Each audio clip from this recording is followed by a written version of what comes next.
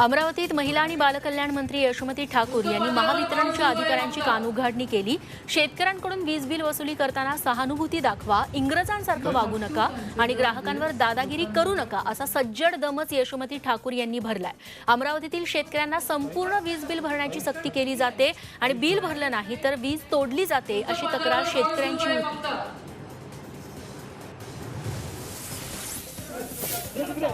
कोकण पश्चिम महाराष्ट्रातील पूरग्रस्तांना घरातील भांडी, कपडे आणि साहित्य विकत घेण्यासाठी तातडीची मदत म्हणून 10,000 रुपयांची मदत देण्याची घोषणा राज्य सरकारने केली होती। आजपासून ही रक्कम पूरग्रस्तांच्या बँक खात्यात जमा होतीये अशी माहिती मदत आणि पुनर्वसन मंत्री विजय वडेट्टीवार यांनी दिली आहे।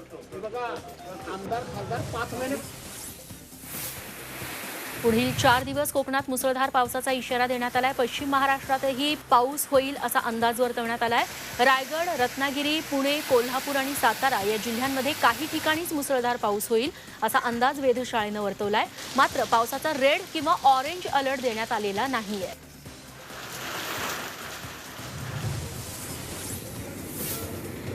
राज्यात यावर्षी पावसामुळे तब्बल 300 बळी गेलेत। कोकण आणि पश्चिम महाराष्ट्रात सातारा, सांगली, कोल्हापूर जिल्ह्यात अतिवृष्टीचा तसंच पुराचा फटका बसला होता।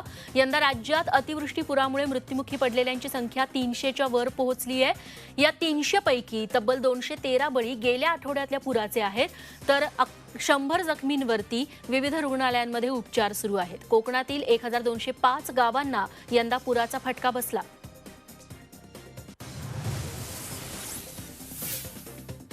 पूरग्रस्त महाड तालुक्यात सध्या मदतीचा ओघ सुरू आहे। गुजरातच्या भावनगरमधल्या council of scientific and industrial research या संस्थेचं एक युनिट महाडकरांच्या मदतीला धावून आलेलं आहे। या संस्थेच्या माध्यमातून महाड परिसराला शुद्ध पिण्याच्या पाण्याचा पुरवठा सुरू करण्यात आला आहे। रायगड जिल्ह्यातील महाड पोलादपूर तालुक्यातल्या पूरग्रस्तांच्या मदतीसाठी भाजपतर्फे मदत केली जाते। दिवसभरात 2 वेळा 3000 पूरग्रस्तांना अन्नाची पाकिटं पोहोचवली जात आहेत। पूरग्रस्त कुटुंबांना रोजच्या जीवनावश्यक वस्तू, कपडे यांचंही वितरण केलं जाते।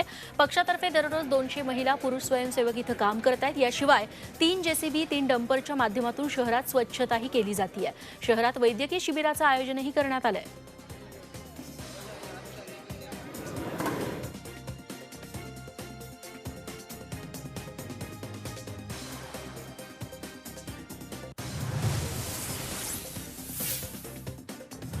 दमदार पावसामुळे पुसद शहरातला जीवनदायी असलेलं पूस धरण आता ओव्हरफ्लो झालंय, त्यामुळे शहराचा पाणी प्रश्न सुटला। या धरणाची पाणी पातळी 398.78 मीटर असून उपयुक्त पाणी साठा 91.26 दशलक्ष घनमीटर एवढा आहे। धरण पूर्ण भरल्यानंतर बघण्यासाठी नागरिकांनी इथं गर्दी केली।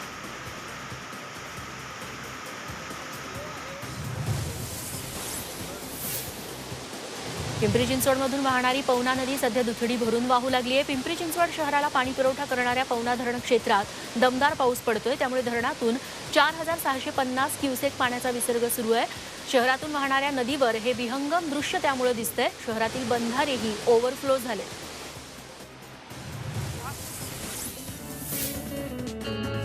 चिखलदऱ्यातील प्रसिद्ध भीमकुंड धबधबा अक्षरशः पर्यटकांना मोहित करून टाकतोय। भीमकुंड या पॉइंटवरती छोटे मोठे असे 4 ते 5 धबधबे आहेत। सध्या सभोवतालच्या हिरवाईत पांढऱ्या शुभ्र पाण्यानं वाहणाऱ्या धबधब्यांची दृश्य अनिल गेडाम यांच्या ड्रोन कॅमेऱ्यात कैद झाली आहेत।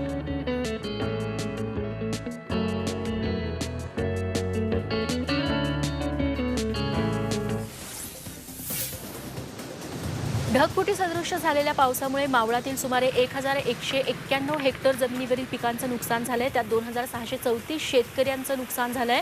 अंदर मावळ आणि पवन मावळ या दोन्ही पट्ट्यातील भात पिकांचं 80 लाखांहून जास्त नुकसान झाल्याचा अंदाज कृषी विभागानं वर्तवलाय। नैसर्गिक धबधबे ओसंडून वाहू लागले, त्यामुळे डोंगर दऱ्याखोऱ्यातील माती, दगड शेतात वाहून आलेले आहेत। भात खाचरांवर त्यामुळे पूर्णपणे गाळ साचलाय।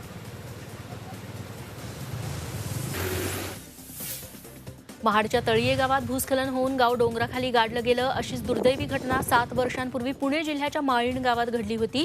या दुर्दैवी घटनेत तब्बल 151 जणांना आपला जीव गमवावा लागला होता। आज या दुर्घटनेला 7 वर्ष पूर्ण झाली आहेत। दुर्घटनेच्या आठवणींनी आजही माळीणवासियांना अश्रू अनावर होतात।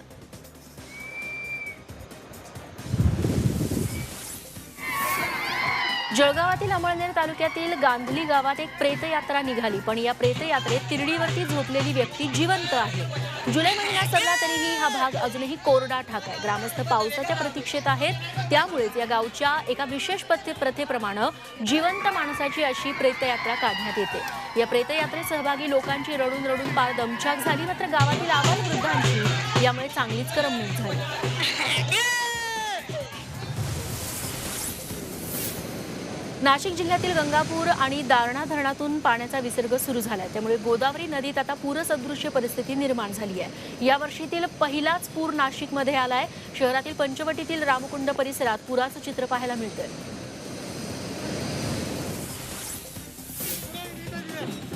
पीक विम्याचा बीड पॅटर्न राज्यभरात लागू करावा यासाठी हालचाली सुरू आहेत, मात्र दुसरीकडे किसान सभेच्या वतीनं आज बीड जिल्हाधिकारी कार्यालयावरती मोर्चा काढण्यात आला।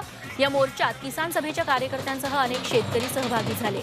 पीक विमा पॅटर्न असणाऱ्या बीड जिल्ह्यात 2020च्या पीक विम्याची नुकसान भरपाईची रक्कम अजून शेतकऱ्यांना मिळालेली नाही आणि त्या विरोधात हा मोर्चा काढण्यात आला।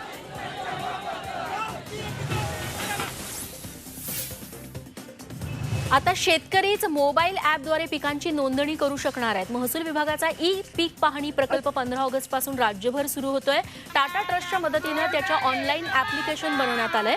खरं तर शेतजमिनीच्या उतारांवरती पिकांची नोंद करण्याची पद्धत आहे, पण पीक नोंदणीबाबत शेतकऱ्यांच्या तक्रारी होत्या, त्यामुळे महसूल विभागाने आता स्वतंत्र ॲप्लिकेशनच तयार केलंय।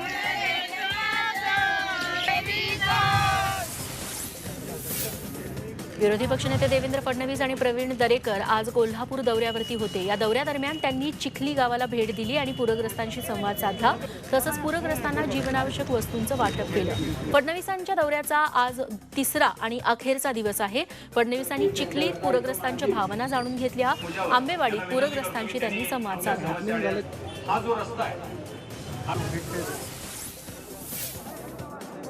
मुख्यमंत्री उद्धव ठाकरेंनी कोल्हापुरातील शाहूपुरी सोबत शिवाजी पूल इथल्या पूरपरिस्थितीची पाहणी केली। दौऱ्याच्या सुरुवातीला सर्वात आधी ते नृसिंहवाडीत दाखल झाले। पाण्यात उतरून त्यांनी पूरग्रस्तांच्या व्यथा जाणून घेतल्या। त्यानंतर त्यांनी शिरोळ भागातील पूरग्रस्तांशी संवाद साधला।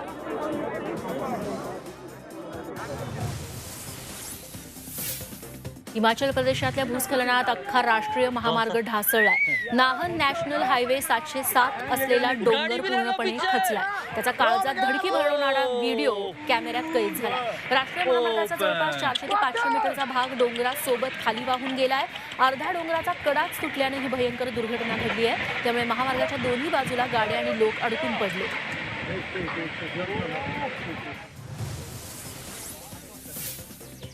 कर्नाटकातील कोडगू जिल्ह्यात एका सेफ्टी टँकमध्ये हत्तीचं पिल्लू पडलं होतं। अनेक तासांच्या प्रयत्नानंतर या पिलाला बाहेर काढण्यात पथकाला यश आलं। आपल्या आईबरोबर जात असताना रस्ता भरकटलेलं हे 5 वर्षांचं पिल्लू टँकमध्ये पडलं।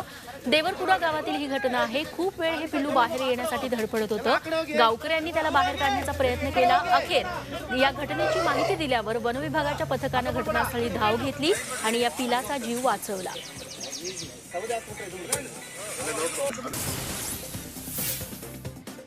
अहमदनगर जिल्ह्यात नेवासा तालुक्यातील वरखेड गावात मोठी यात्रा भरल्याचं समोर आलंय। वरखेड गावातील मातंग समाजाचं कुलदैवत महालक्ष्मी मंदिराच्या परिसरात सकाळपासून गर्दी झाली। या ठिकाणी बोकडांचे बळी दिले जाण्याची प्रथा आहे।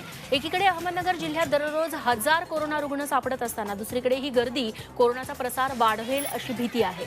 पोलिसांनी आता कारवाई करत मंदिर परिसरातून भाविकांना बाहेर काढले।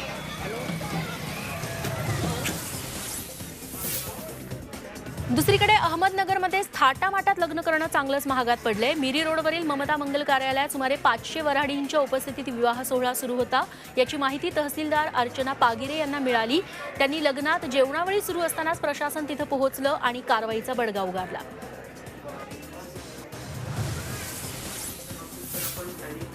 बीड जिल्ह्यातील वाढत्या कोरोनाग्रस्त रुग्णसंख्येच्या पार्श्वभूमीवर पालकमंत्री धनंजय मुंडे यांनी आढावा बैठक घेतली। जिल्ह्याच्या सीमेवर आता अँटीजेन टेस्ट तपासणी होणार आहे। कोरोना रुग्णसंख्या आटोक्यात आणण्यासाठी नगर जिल्ह्याशी संलग्न असणाऱ्या आष्टी, पाटोदा आणि शिरूर तालुक्यात प्रशासनानं कडक निर्बंध आणलेत।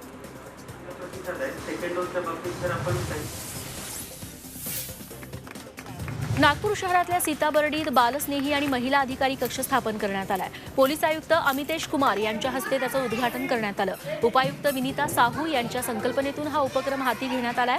अनेक महिला सासरच्या जाचानंतर लहान मुलांसह तक्रार करायला येतात. त्यांच्यावर दडपण येऊ नये म्हणून हे कक्ष तयार करण्यात आले. बाल सहाय्यक कक्ष ज्यामध्ये जरी महिला आली तर त्यांचे मुलं या कक्षामध्ये त्यांना ठेवून ते महिला त्यांचे तक्रार देऊ शकतात. या धारणाने ही कक्ष स्थापना करण्यात आलेली आहे.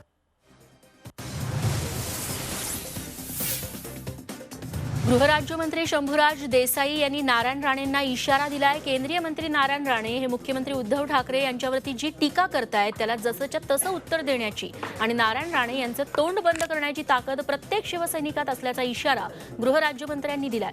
पक्षानं सांगितलंय म्हणून आम्ही शांत आहोत. जर पक्षानं सांगितलं तर जशास तसं उत्तर देऊ असंही ते म्हणाले.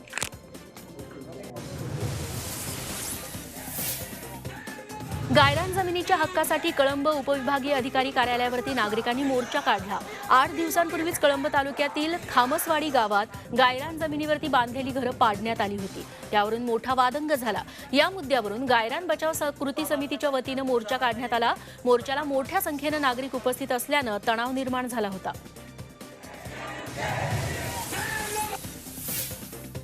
केंद्रीय मंत्री नितीन गडकरी आणि राष्ट्रवादी काँग्रेसचे अध्यक्ष शरद पवार यांची दिल्लीत भेट झाली. पवारांच्या दिल्लीतील घरी नितीन गडकरींनी ही भेट घेतली. संसदेतील कामकाज सुरळीत चालवण्यासाठी ही भेट असल्याचं बोललं जातंय. तर राज्यातील विषयांवरही चर्चा झाल्याची माहिती सूत्रांनी दिली आहे. या भेटीमुळे मात्र राज्यातील राजकीय वर्तुळात चर्चांना उधाण आलंय.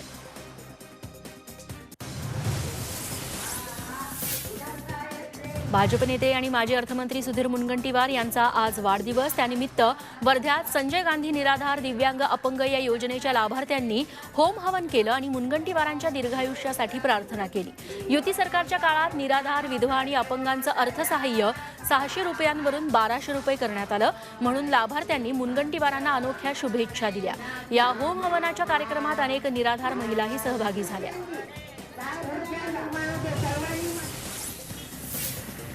बदलापूर पूर्व आणि पश्चिमेला जोडणाऱ्या उड्डाणपुलावर मोठ्या प्रमाणात खड्डे पडलेत. या खड्ड्यांमुळे या पुलावर दररोज वाहतूक कोंडी होतीये. या पुलावर दीर्घकाळ टिकणारं मास्टिक अस्फाल्ट तंत्रज्ञान वापरण्यात आलं होतं. तसंच ठेकेदारानं या कामाची 5 वर्षांची लेखी गॅरंटी दिली होती. मात्र प्रत्यक्षात 3 वर्षातच हा रस्ता अक्षरशः खराब झालाय.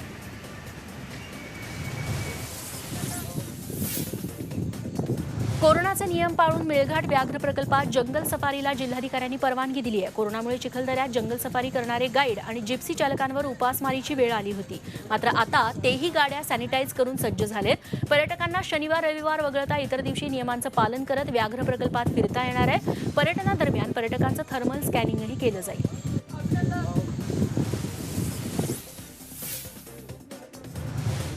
माजी गृहमंत्री अनिल देशमुख यांना ईडीनं समन्स बजावलंय. 2 ऑगस्टला हजर राहण्याचे आदेश देण्यात आलेत.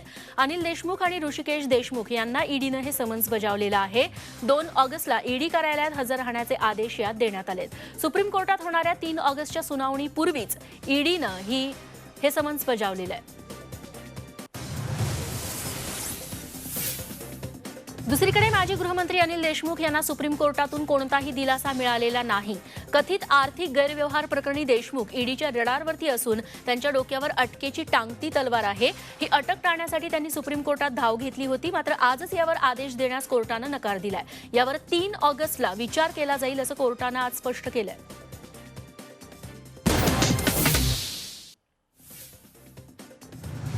नक्षल सप्ताहाच्या पार्श्वभूमीवर गडचिरोली पोलीस दलाला मोठं यश मिळालंय. 8 लाख रुपये बक्षीस असलेल्या 2 जहाल नक्षलवाद्यांनी आत्मसमर्पण केलंय. यातील नक्षलवादी विनोद उर्फ मनीराम नरसू बोगा आणि कविता उर्फ सत्तो हरिसिंग कोवाची यांनी पोलिसांपुढे आत्मसमर्पण केलंय. विनोद बोगा आणि कविता कोवाची हे दोघे पती पत्नी आहेत. जिल्ह्यात आतापर्यंत एकूण 647 नक्षलवाद्यांनी आत्मसमर्पण केलंय. नागपुरात वाघाच्या अवयवांची तस्करी करणाऱ्याला अटक करण्यात आली आहे. मोतीलाल सलामी असं अटक केलेल्या तस्कराचं नाव आहे. नागपूर वन विभागाच्या टीमनं मध्य प्रदेशातील बिचवा सहानी भागात धाड टाकून ही कारवाई केली. आरोपीच्या घरातून मृत वाघाची कातडी, वाघाचे 4 पंजे जप्त करण्यात आले. यवतमाळच्या उमरखेडमध्ये 22 वर्षाच्या तरुणाचा खून झालाय. उमरखेडपासून 3 किलोमीटर अंतरावरती नागपूर तुळजापूर महामार्गावर पैनगंगा नदीच्या पुलाजवळ अक्षय वसंत करे याचा मृतदेह सापडलाय. त्याच्या डोक्यावर दगडानं मारहाण केल्याच्या जखमा आहेत.